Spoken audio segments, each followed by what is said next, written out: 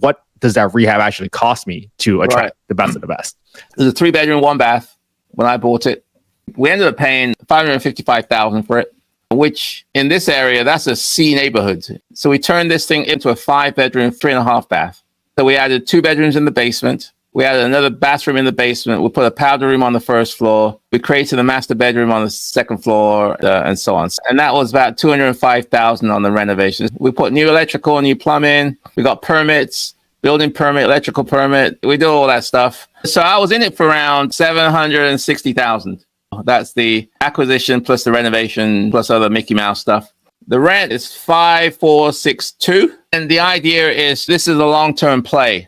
Give it another 5 years, that'll be a $1.2 million neighborhood easily. Section 8 doesn't pay you more for 2 bathrooms, but they rent a lot quicker. If they have another toilet, it rents tremendously fast. But you get the stigma of Section 8 being, well, they just need a housing. They'd be lucky to live there. No, the better you take care of the property, the better you take care of them, the less money it's going to cost you in the long run. So you definitely want to take care of the property. You want to put some nice flooring in there. You want to paint it up nice. You want to make it look good. I really like going after the 20 mil vinyl flooring. It's going to last you 25 years. You're never going to have an issue with it. So I won't spend the money, $300-$400 steam cleaning the carpet every single year and every single time there's a turnover, because it's just not worth it. And the quicker you put the vinyl flooring in, the less it's going to cost you. Now, when you're first starting off with a couple properties, just go buy it. Try and find it. I found it as low as $2 a square foot, that's a steal. And once you start scaling and eventually start scaling, go find a China supplier. There's incredibly good quality over in China, and you can get it for 50 cents a square foot. You can get beautiful cabinets that look like a Miami house for $500. So it's not really about the cost, right? And keep in mind, this is going to last 25 years. And not only that, but it adds that wow factor that you're going to get the best tenant on the block. So when you have a house that's really nice, you're going to get the highest quality tenants. So your cash on cash really goes up with the peace of mind factor. Simple rehab should be about 2 weeks, 14,000, but it ended up taking, I believe, around 3.5 weeks, a month, a little bit less than a month, because we had to go get a brand new HVAC, and then also we had to do extensive landscaping. There was overgrown grass and shrubs all over the unit, and the county and the city actually said that we have to take care of that, or else we would get fined by the city if we don't take care of the landscaping. So thankfully, we had pretty good contractors that were very familiar with that area, and these contractors are also well versed in Section 8 items. So as far as the rehab estimate, initially it was about $14,000 to be able to do some of the work that's needed on the property to not only make it rent ready, but also to make it pass Section 8 inspection. Long story short, once we closed on this property, we did end up spending $24,000 on the rehab, which included putting in a brand new HVAC, so that way we know that the family is getting the best property and that we don't have to worry about any major capex that'll come later on down the line. So, all in all, I think we spent about $106,000 in total cost when you add the purchase price and the renovation. The house was $275,000. It was a 3-bedroom, 2-bath. I went conventional 20%, so $55,000 down. And we were going to take this house to a 5-bedroom, 3-bathroom. So one of them is an ensuite. The other bathroom is Jack and Jill, right into bedrooms 2 and 3. We did have to put a new HVAC in. It had a 200 amp panel. It had a tankless water heater. I was all into this house for $92,000. So my ensuite rents for $270 a week. The 2 bedrooms with Jack and Jill, $229 and $228. The bigger bedroom is at $220, and then my very small room is at $200. So if I was making 49 weeks, my house grosses $56,203. So 30% expenses are $16,860. My PITI is $19,200. So I'm netting $20,143 per year. It's a 20% cash on cash return. When we're talking about per room, if we went and identified an existing property and we're going to remodel it to the PIN standard of what we're doing, you're probably about $30,000 per room. So if you have 10 rooms, that's a $300,000 property, including acquisition and construction, and then also the Padsplit furnishings, things like that. We'd probably do 2 suites and the rest would be shared rooms. Now, those are still insane returns. I mean, even when you factor in maintenance, vacancy, and utilities and Padsplit fees, all those things, you're still getting a 10 to 15% ROI, cash on cash, on those properties. On the new build side, we're looking at probably anywhere from $40,000 to $45,000 per room. It's a little bit of a jump, but relative to the fact that you're going to be getting suites the entire time and the efficiencies of that, it starts to make a lot of sense. It was a 5-bed, 5-bath, 4,800 square feet home for $490,000. We put about $100K in renovation, and we also had about $60K of carrying and startup costs. I always recommend people have at least 2 times their monthly expenses in carrying costs because you are not going to be full day one. We actually added 2 bathrooms, 4 bedrooms. So it's a 9-7 now. We actually even filled in the pool. So that home brings in rates of about $5,000 per resident. So there's 10 residents in the home, $50,000 coming in every month. Expenses on that, right around 30. And our debt service on that one is about 7. So that home is bringing us in right about $13,000 income there every month. Your goal is always to retain 20 to 30% of gross income. When you're doing your renovations, you're going to want to update as much as you can. So if this home needs new AC or roof or this or that, you need to do all of that. You want to get it as fresh as possible. But there are expenses. And so maintenance is a line item in expenses that you're setting aside every month. And if you don't use it, but you have it if a pipe bursts or something of that nature. So all of that money for expenses, whether it is spent that month in particular or not, it's put into kind of your reserves, saving up for if and when it's needed. If you're looking at a double garage, say a 2-car garage, can be around 400 square feet typically. You comfortably can add 2 bedrooms in there. You could do 3, they're all going to be smaller, but usually you're going to be doing 2 at that point.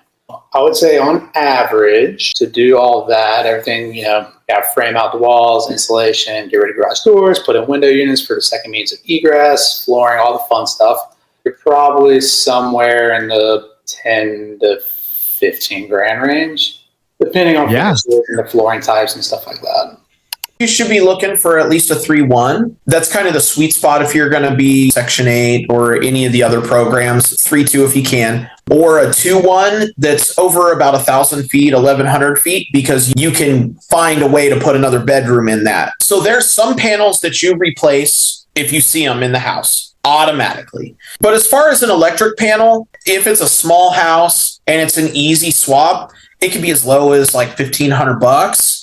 It might be as high as maybe like $3,500, depending on how complicated it is and exactly what all goes into it. I think it's about $7,000 for a bathroom for me. And that's us coming in, gutting it down to the studs, putting everything back new, a nice tub with a shower and a new vanity and toilet and LVP flooring, you know, to kind of redo the whole thing. Smaller kitchens would normally start around $10,000. They can go up from there. I mean, I've done a kitchen, just a kitchen by itself. It was like $80,000. So it just depends on what you want to do with that.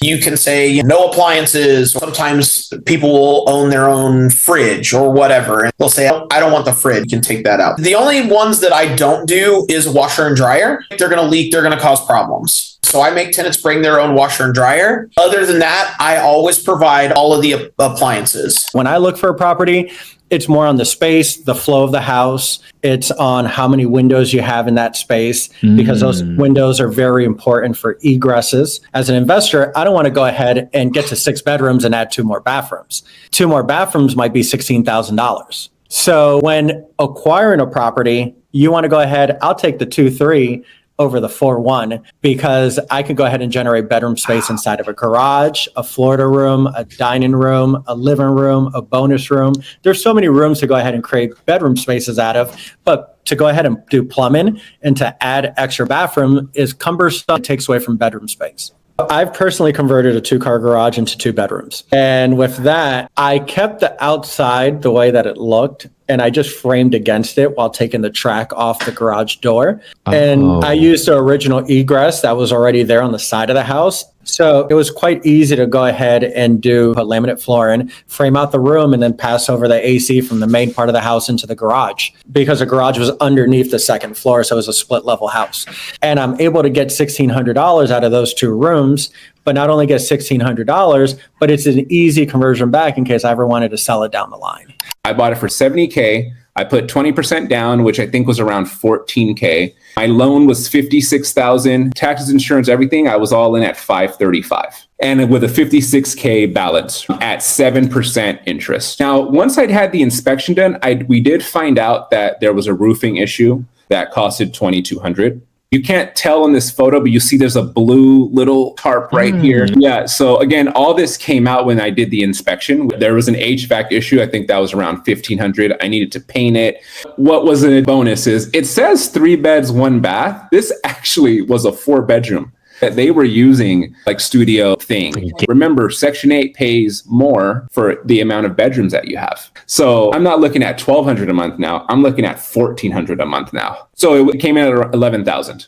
Okay. So roughly around 14K down, 11,000 for rehab. So you're all in around 25,000 now. Yeah, exactly. My philosophy is called cheap and cheerful. And I stole that from my nephew. I'm not going to take credit for that. That doesn't mean cheap stuff. It means moderate but solid materials. That's what you need, because you can get the look of a $50,000 kitchen. You're not going to put the top of the line stuff in there, but there's faux subway tile, which is very popular for kitchens and baths these days. Stainless steel sinks, something simple. Countertops, Formica is fine. If you want to make your covering look like granite, make it look like granite. Or if you want to spend a little extra, granite's not all that expensive, and it could make the difference between them leasing your house and the next house. So maybe you put 6% more into your kitchen. Bathrooms, get a unique mirror, maybe one that is backlit. There's little things you can do like that to make your dollar go further, make your property more valuable, and make it more desirable than the one down the street when a Section 8 tenant is trying to decide where they want to live. If you're talking about from the studs, putting everything in, you're probably talking 3,000 to 5,000 in the moderate range, 7,000 to 9,000 in the above average range. You've got beautiful hardwood floors underneath carpet, and you like that and want to keep it, then take up the carpet, sand it down, polish it, and keep it.